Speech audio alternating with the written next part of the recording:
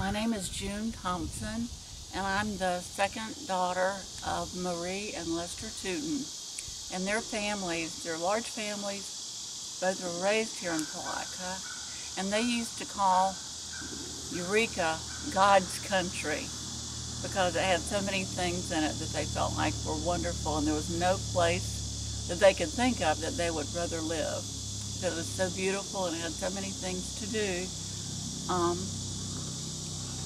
We right now are on the Ocklawaha River, which played a large part in both Mother and Daddy's lives when they were growing up. You can see behind us right now there's what's left of the turnstile bridge. The turnstile's still over here, and that was, I guess, part of the first bridge. There was a ferry before that. Okay, here's the other side, the bumpers, and the other side of the old turnstile bridge.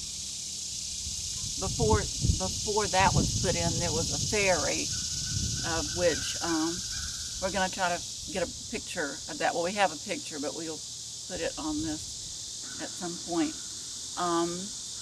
Anyway, my daddy used to go fishing in this river. He loved it. He'd tell a lot of stories about how many fish were in this river. He said he would go out in they'd be having a fishing meal, and everyone in Eureka would be invited to this big fish fry, and he would always say, "And do you know where the fish were that morning?" And then he'd say they were still in the river.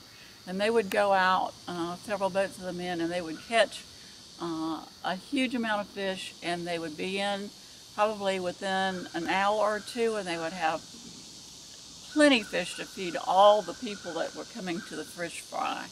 So that was one of his favorite stories. And many years later, they put the dam here in Eureka.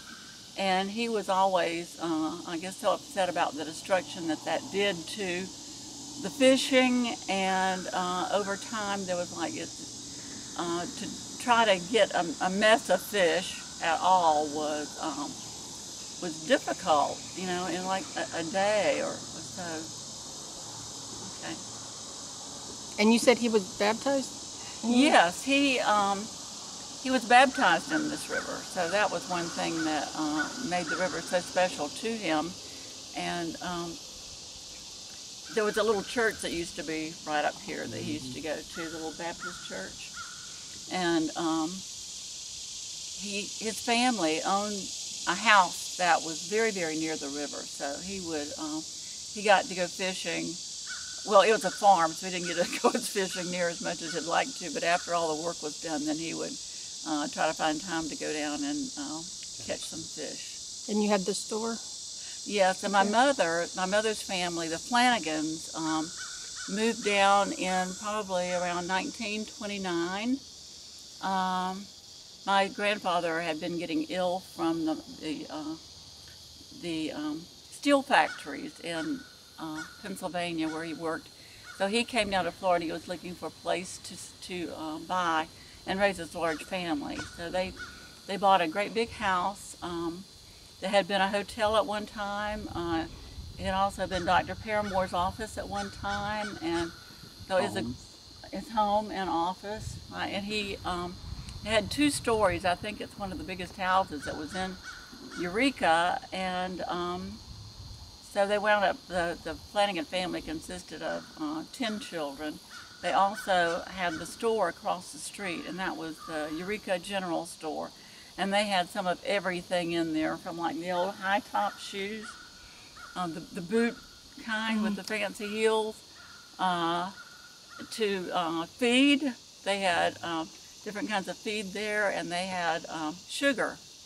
And they would sell the sugar. There was a lot of it sold during whenever they were making liquor back in the moonshine?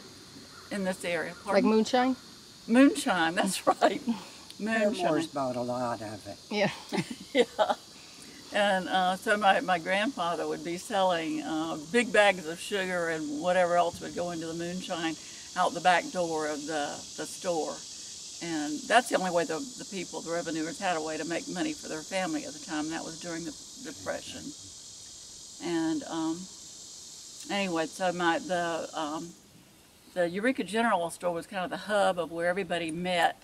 They'd come there. It was also the post office. So the people would come there to get their mail and to kind of find out what was going on in the community. So what time period? Well, that would 40s, be 50s? from 1929 through, they owned it. It was in the family till probably, maybe the, around 2000, till after 2000, maybe Yeah, but somewhere it around didn't there stay we at sold it. post office. How long? Well, it was one of the longest I know it continuously was. running post I offices. know it was in the 50s because we got our mail there, the early 50s.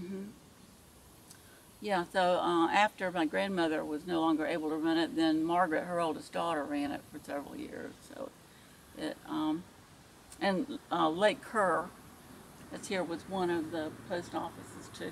There used to be a stagecoach, actually. That was one of the places, a stagecoach with the mail. It stopped in Lake Kerr, and then I think the next stop was Eureka. So they probably had to bring the stagecoach across the ferry to the Eureka post office, which is pretty neat to think about. Can you explain about this bridge, how it worked? Well, I'm not, well, the turnstile, the sides of the bridge, I mean, it had like, well, it looked like it was solid, or it had not solid, but it had railings on both sides. But whenever they would, I guess, crank the bridge around, the whole section would turn from going this way, it would turn the other way, so the boats could go through. I'm trying to remember. I used to run down and jump on it, some of us, and ride it. Really? When they cranked it? Yeah, when the Gator Club used to come through, there'd be lots of boats coming through. They'd have to turn it. Other than that, they very seldom turned it. And it was all hand cranked, right? Oh, yeah.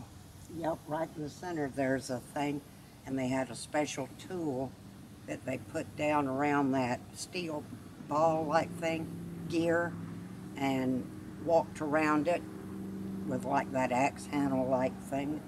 Yep, And turned it. Mr. Henderson was the person that I remember doing it, and he was a very interesting person in that he had one leg. He was like peg leg, so that was the thing. I guess they kind of made him stand out if you saw him, and so he was the one, I guess, that actually got there and cranked it. Yeah, So at He had that time he was when responsible we were for little. that. He had a wooden peg leg? He was the bridge tender when we were little. And I Yeah. remember him, and they lived in Yeah. a house right there, a big white house right here. Him and Willie Teuton. He married Teuton, who was a daughter. I remember Willie.